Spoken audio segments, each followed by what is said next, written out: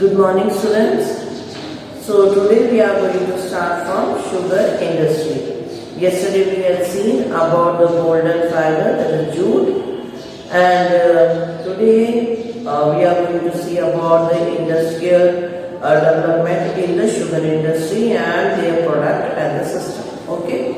तो मैं आपको छोटे में भी 2-3 वीडियोस डालूंगी ताकि आपका जो लेसन है वो कंक्लूड हो सके, क्योंकि हमारा जो ये वाला सब्जेक्ट है वो थोड़ा पेंडिंग में है. Now India stand second as the world producer of the sugar but occupies the first place in the production of wood and khadi seed. The raw material used in this industry is bulky, and in the haulage its sucrose content reduced. Where should be the mills be ideal for location? You can understand that. In 2010 to 11, there were over 662 sugar mills in the country spread over Uttar Pradesh, Bihar, Maharashtra, Karnataka, Tamil Nadu, Andhra Pradesh and Gujarat, along with Punjab and Haryana, Madhya Pradesh. तो यहाँ पर हम देखेंगे कि जो India जो है वो सेकेंड प्रोड्यूसर है शुगर केन का. ठीक है, साथ में ही हम ये देखेंगे शुगर इंडस्ट्री में सिर्फ शुगर केन नहीं बनता, और भी बहुत चीज बनती है. जैसे आप सब जानते हैं कच्ची शक्कर जो बूरा कहते हैं हम, और गुड़. तो गुड़ जो है और खाली चीज जो बनाने में हमारा देश प्रथम स्थान पे आता है, फर्स्ट है. जैसे हम जानते हैं कि गन्ना जो है उसके अंदर जो जूस होता है वही मेन चीज होता है. शुगर केन जो है उसकी मेन चीज जो है वो उसका सुक्रोज है. अगर हम उसको डिले करेंगे ले जाने में इंडस्ट्री में, तो वो क्या हो जाएगा, ग्लूकोज में कन्वर्ट हो जाएगा, जो कि हम इंडस्ट्रीज के लिए यूजफुल नहीं है और वो बेकार हो जाएगा अल्टीमेटली. इसलिए इसका ट्रांसपोर्टेशन फास्टर होना जरूरी है. साथ में अगर हम देखें तो गन्ना जो है ज्यादा जगह घेरता है, बल्कि होता है. तो यही कारण है कि उसको क्या करना पड़ता है, जल्दी से इंडस्ट्रीज के पास पहुंचा होगा ताकि उसको क्या किया जा सके, उसका जूस निकालकर उसे जो है तैयार किया जा सके. खास तौर से अगर हम देखें तो ये शुगर केन इंडस्ट्री सेंट्रलाइज पहले सेंट्रलाइज थी उत्तर प्रदेश, बिहार और महाराष्ट्र वाले इलाके में. बाद में जो क्लाइमेटिकल फीचर्स को चेक करके देख कर कर्नाटक, तमिलनाडु, आंध्र प्रदेश वाले इलाके में, कोस्टल गुजरात वाले इलाके में, हरियाणा और पंजाब में, मध्य प्रदेश में इरिगेशन फैसिलिटीज के कारण इसको डेवलप किया गया. Okay, 60% of the mills are in Uttar Pradesh, in Bihar. हम देखें तो 7% मिल जो है, जैसे मैंने कहा सेंट्रलाइज थी उस जगह पे, उत्तर प्रदेश और बिहार में पाए जाते. ये इंडस्ट्री सीजनल, यानी कि जब गन्ना कटा और तब वो इंडस्ट्री फुल फ्लो में चलती, परंतु उसके बाद 6 मंथ तक अगर हम देखें तो ये आइडियल रहती है, बेकार रहती है. परंतु उसका बेकार होना का ऐसा नहीं है. शुगर केन जो है वो आयरन को क्या करता है, सड़ाता है, रोटेट कर देता है. इसी कारण से उसकी मेंटेनेंस की जानी पड़ती है और उसकी मेंटेनेंस के लिए ये समय होता है. यही कारण है कि आप सोचिए कोई इंडस्ट्रियलिस्ट जो है वो इसमें हाथ नहीं डालना पसंद करेगा, क्योंकि साल का उत्पादन नहीं होगा. तो ये बेटर चलती है कोऑपरेटिव सिस्टम में, जब किसान ही इंडस्ट्रीज को क्या करते हैं, वर्कआउट कराते हैं और क्या करते हैं, जो इन दोनों के बीच का तालमेल, यानी किसानों का और इंडस्ट्रीज का तालमेल बनाकर कोऑपरेटिव सेक्टर के रूप में ये इसका प्रोडक्शन करते हैं. In the recent year there is the tendency of the mill to shift the concentration in the southern and western states, especially in the Maharashtra. This is because the cane products here has a higher sucrose content, and the cooler climate also assure a long crushing season. Moreover, the cooperative are more successful in these states. अगर हम देखें तो जैसे मैंने कहा था पहले उत्तर प्रदेश, बिहार, उड़ीसा जो है सेंट्रलाइज से गन्ने की खेती के लिए, बाद में इसको चेंज किया गया. और कहाँ अगर हम देखें तो कोस्टल एरिया में, क्योंकि कोस्टल एरिया में आप जानते हैं ना तो एक्सट्रीम टेम्परेचर होता है, ना ही ज्यादा कूलिंग सेक्टर होता है. यही कारण है. और दूसरा ह्यूमिड क्लाइमेट है, वहां पर नमी रहती है हवाओं में. ये कारण है कि गन्ना ज्यादा सूखता नहीं है, यानी कि उसका क्रशिंग यानी उसका रस निकालने का जो टाइम पीरियड होता है वो लंबा खींच जाता है, जिससे अच्छे पैमाने पर जूस अवेलेबल होता रहता है और लंबे समय तक इंडस्ट्री वर्क कर सकती है। यही कारण है कि वहाँ पर और ये इंडस्ट्री चलती है। दूसरा अगर हम देखें तो ये जो खास इलाके हैं जहाँ महाराष्ट्र है, तमिलनाडु है, यहाँ कोऑपरेटिव बहुत अच्छे से चलती है, लोग बहुत अच्छे से साझा चलाते हैं, बिना लड़े झगड़े इंडस्ट्री के साथ क्या करते हैं, वर्क करते हैं। Then major challenge include the seasonal nature of the industry, then old and influent methods of the production, transport delay in the reaching cane to the factories and the need to the maximize the use of the baggage। अगर हम देखें तो इसके बहुत सारी चुनौतियां ये इसकी जो शॉर्टबैक्स हैं वो देखें तो उसके अंदर है, एक तो ये सीजनल इंडस्ट्री है, बस मौसम में वर्क करती है, प्रोडक्शन दे देती है, उसके बाद ये से मेंटेनेंस का काम होता है, ये बंद रहती है। दूसरा पुरानी और सही तरीके से नहीं चलने वाली इंडस्ट्रीज जो है वो ज़्यादातर नुकसानदायक होती है, उसके शुगर जो बनता है वो भी नुकसानदायक रहता है। ट्रांसपोर्टेशन, अगर कहीं पे चक्का जाम हो गया, ट्रक्स टाइम से नहीं पहुंचे इंडस्ट्री में तो भी उसका नुकसान हो जाता है। और क्या होता है, उसका सुक्रोज जो है वो कंटेंट जो है वो लेस हो जाता है। इसके बाद जो रस निकालने के बाद जो रहता है, अगर हम देखें तो वो जो उसका जो चीज़ है, उसका कचरा है और उसकी बैगेजिंग है वो बहुत ज़रूरी होता है, क्योंकि इतने बड़े पैमाने में जब सारा सिस्टम होता है तो उतना सारा डंपिंग सिस्टम या उतना सारा उस गन्ने को लाना है, उसकी भी बैगेजिंग है और उसको क्लीन करके उसको वापस उसका जो मलबा निकलता है वो भी है। तो ये सारी चीज़ जो है वो उसको मैनेज करना बहुत ज़रूरी होता है, वो भी इस इंडस्ट्री का मुख्य ज़रूरत है। अब हम जा रहे हैं बिल्कुल डिफरेंट एरिया में, ये एग्रीकल्चर बेस्ड इंडस्ट्री नहीं है, अब हम जा रहे हैं मिनरल बेस्ड इंडस्ट्रीज में, यानी कि वो इंडस्ट्रीज जो मिनरल्स प्रोड्यूस करती है, जो हम कह सकते हैं रिफाइनरीज का काम करती है, जैसे आयरन ओर से आयरन निकालती है, बॉक्साइट से एल्युमिनियम निकालती है। देन हम जो सबसे पहले जिस इंडस्ट्री को देखने जा रहे हैं वो एक बेसिक इंडस्ट्री को दूसरी इंडस्ट्रीज को सपोर्ट करती है। इसके अंदर हम देखने जा रहे हैं सबसे पहले आयरन इंडस्ट्री को। आयरन इंडस्ट्री में जाने से पहले नीचे आपको फिगर 6.4 दिख रहा है। 6.4 जो है वो इंडस्ट्री का वर्किंग सिस्टम है। ये वर्किंग सिस्टम मैं आपको समझा रही हूँ, आप अपनी बुक खोलिए, साथ में लिखते जाइए ताकि आपको एक्सप्लेन करते समय आपको इजी टू अंडरस्टैंड होगा। सबसे पहले आता है आपका transport of raw material to the plant. Easy है, आप समझ सकते हैं। आयरन को पहाड़ों से खोदा गया, माइनिंग किया गया और उसको ट्रक से कहाँ पहुंचाया जा रहा है, रिफाइनरी तक पहुंचाया जा रहा है, जहाँ पे इसको शुद्ध स्मेल्टिंग कहते हैं। तो स्मेल्टिंग की ओर जा रहा है और स्मेल्टिंग प्लांट में ले जाया जा रहा है। स्मेल्टिंग प्लांट में आयरन को क्या किया जाता है, पिघलाना का काम होता है। आप सब जानते हैं इसका बॉइलिंग पॉइंट बहुत हाई होता है, बहुत ज्यादा इसको ऊर्जा दी जाती है, तब जाके पिघलता है। तो इसके मेल्टिंग पॉइंट तक ले जाने के लिए इससे अगर हम देखें तो जो फर्नेस के अंदर जो इनको बॉयल करने के लिए रखा जाता है, इस फर्नेस के अंदर हम देखें तो लाइमस्टोन और दूसरी चीजें जो है मिक्स की जाती है, जिसके द्वारा क्या किया जा सके, इसका कचरा मलबा जो है वो बुलबुलों के रूप में ऊपर आए और वो मलबा या कचरा जो है वो हटा दिया जाए। देखिए हैवी पार्टिकल जैसे स्टोन और सॉइल पार्टिकल वो नीचे सेटल डाउन हो जाएंगे और जो आयरन के अंदर, आयरन खुद अपने आप में वेटी है, तो उसके ऊपर जो बाकी का कचरा वो लाइमस्टोन उसको क्या कर देता है, ऊपर की ओर निकाल देता है। जलाने के लिए हमें सबसे ज्यादा बड़े पैमाने में बेस्ट क्वालिटी ऑफ कोल के साथ कोक की जरूरत होती है, जो उसको एक्सट्रीम क्या देता है, हीट देता है। इसके साथ ही बीच बीच में अगर हम देखें तो इसके अंदर क्या किया जाता है, ब्लास्ट आउट किया जाता है। मतलब ब्लास्ट मतलब एक तेजी से गर्मी को बढ़ाया जाता है, जब उसका बॉइलिंग पॉइंट ऊपर जाएगा और वो क्या हो जाएगा, सॉलिड से लिक्विडिफाई हो जाएगा। देन ये जो तत्व बचता है, अब जो कचरा दो तरह के कचरे अलग हो जाते हैं और फिर इसको फ्लो किया जाता है एक मोल्ड में। मोल्ड मतलब ढालने के बर्तन में।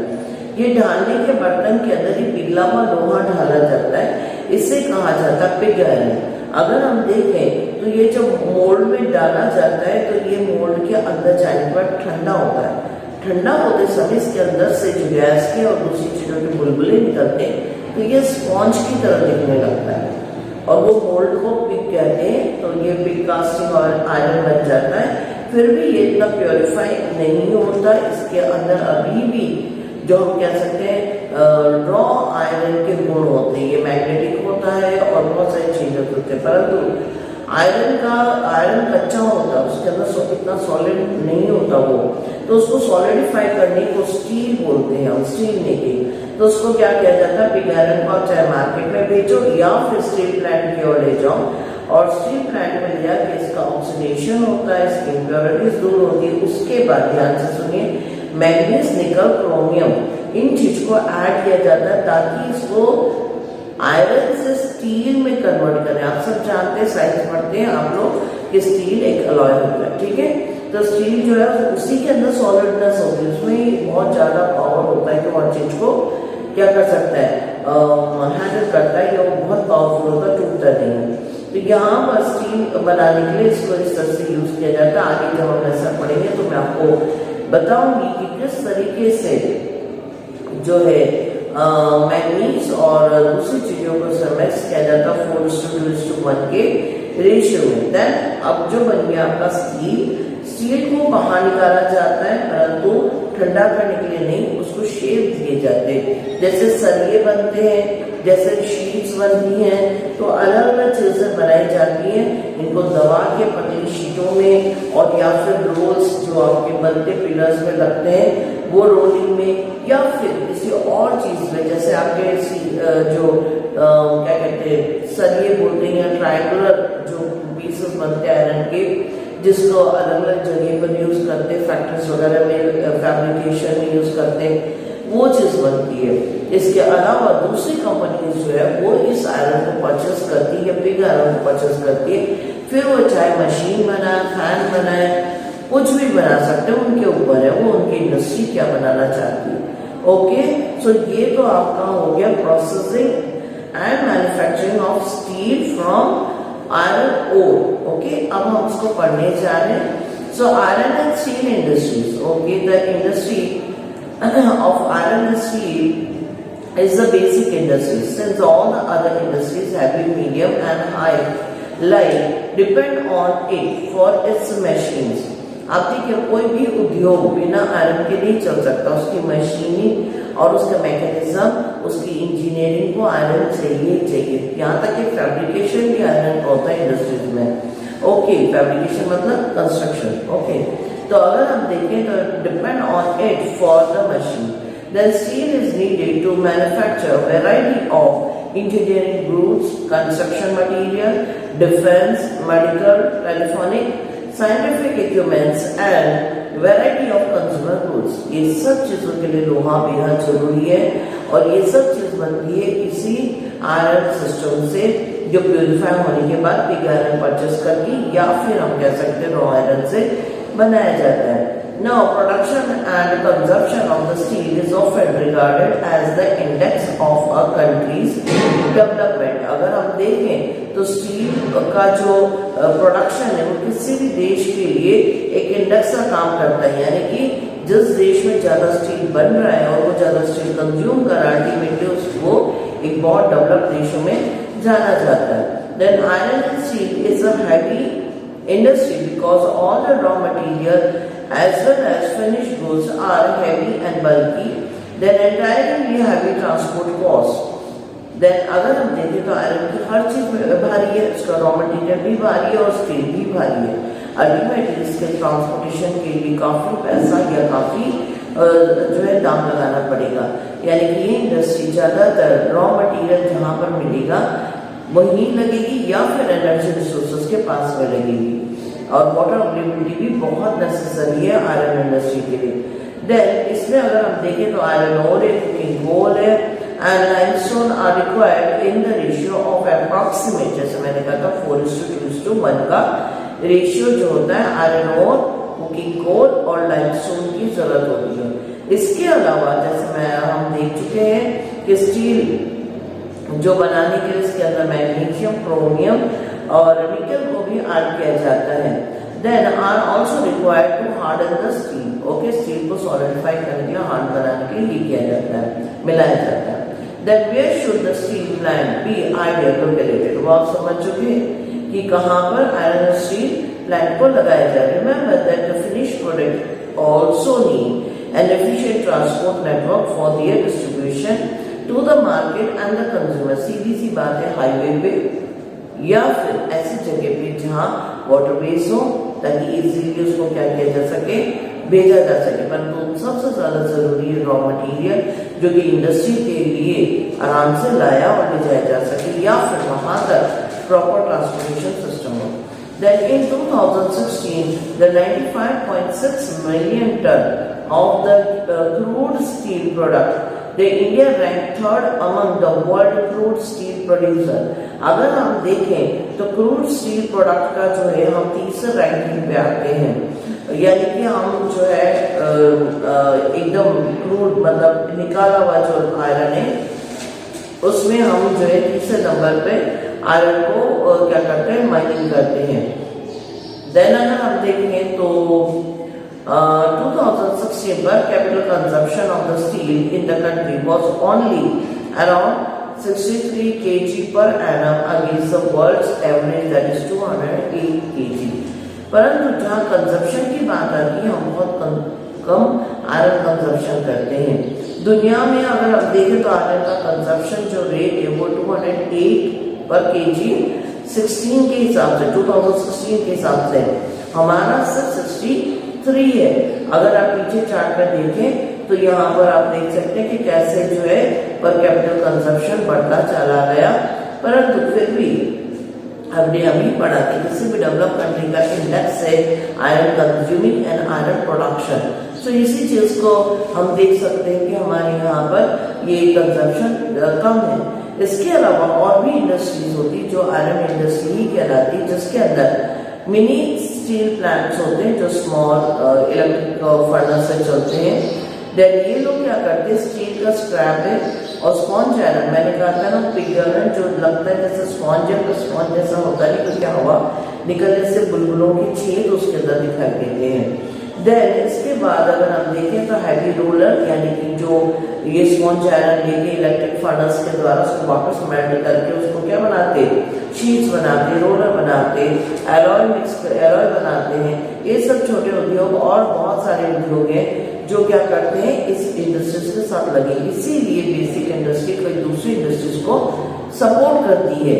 देन अगर हम देखें तो integrated steel plant in the large handless everything in the complex form, putting together raw material to the steel making, rolling and shaping।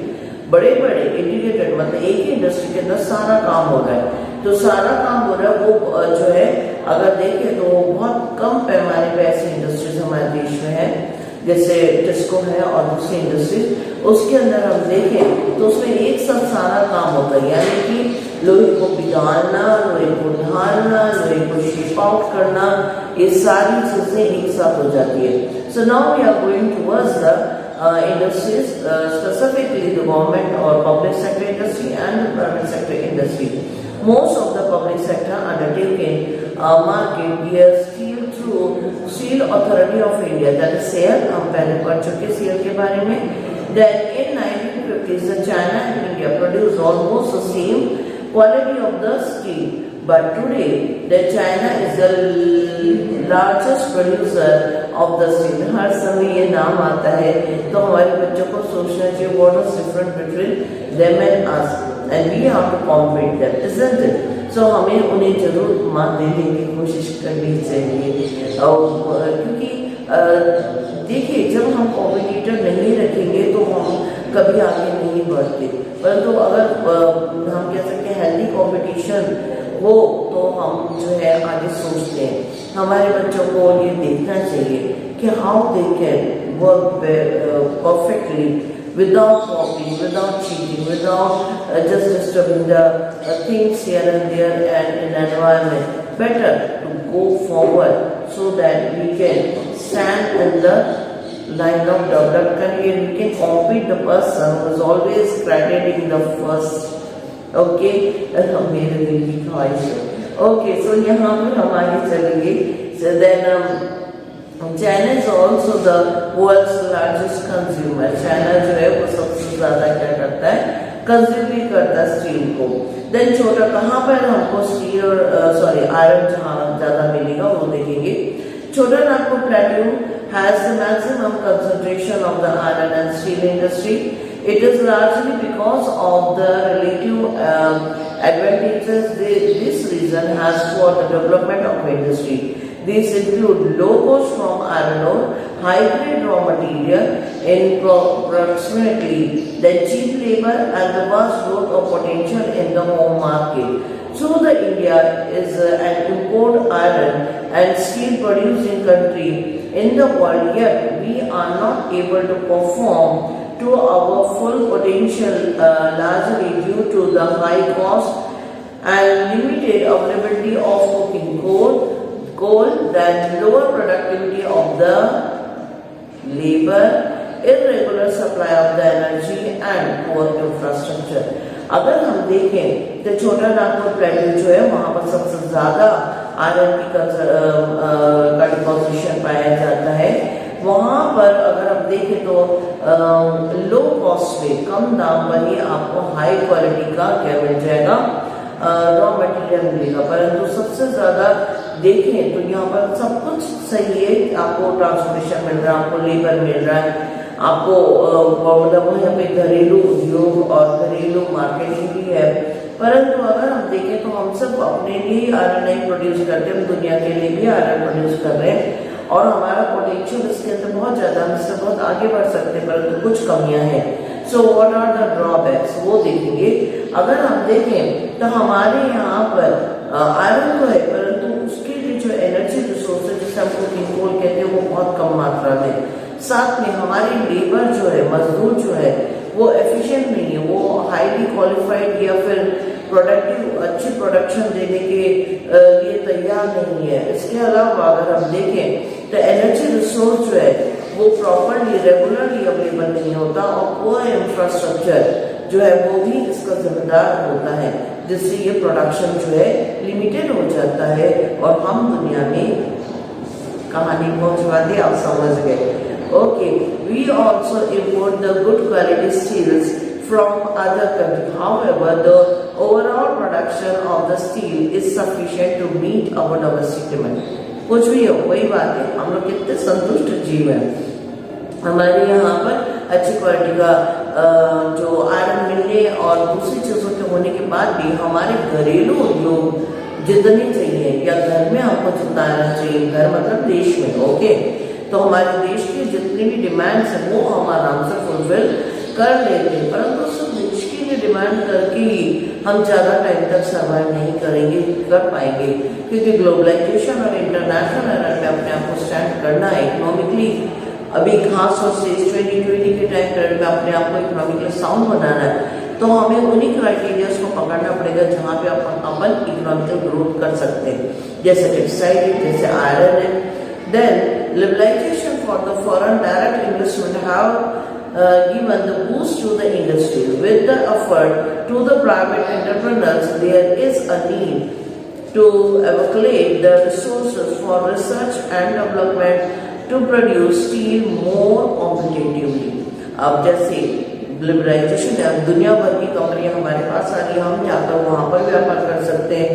इस तरीके की स्वतंत्रता के कारण अगर हम देखें तो फॉरेन वालों का डायरेक्ट इन्वेस्टमेंट जो है इन इंडस्ट्रीज को क्या कर रहा है, डेवलप कर रहा है, आयरन इंडस्ट्रीज को, और बूस्ट आउट कर रहा है, उनको बेटर बना रहा है। प्राइवेट एंटरप्रेन्योर्स जो है वो अब इसके अंदर क्या कर रहे हैं, अपना पैसा लगा रहे हैं और डेवलप कर रहे हैं। इसलिए बेहद जरूरी है कि नई जगह ढूंढी जाए जहाँ पे बेहतर क्वालिटी का आयरन अवेलेबल हो, साथ में ही क्या हो कि ये आयरन जो है वो जो कॉम्पिटिटिवनेस प्रोवाइड कर सके, इंटरनेशनल लेवल के आयरन के साथ कंपटीशन ले सके। तो आज के लिए इतना ही काफी है। आप 3-4 क्वेश्चन इसमें हैं, आप वो करेंगे। पहला क्वेश्चन है आपको why sugarcane industry was located in Uttar Pradesh, Bihar and Orissa area. Okay, then इसी के साथ है why it is shifted towards the Maharashtra, Tamil Nadu and Andhra area. Okay, next question आप लिखेंगे about the process of manufacturing of steel. Okay, make this chart and draw it and write it in your copy. So give the process of manufacturing of steel. Okay, then next, what are the drawbacks of iron and steel industry? That's all for today. Have a happy Diwali and enjoy it. Okay, bye.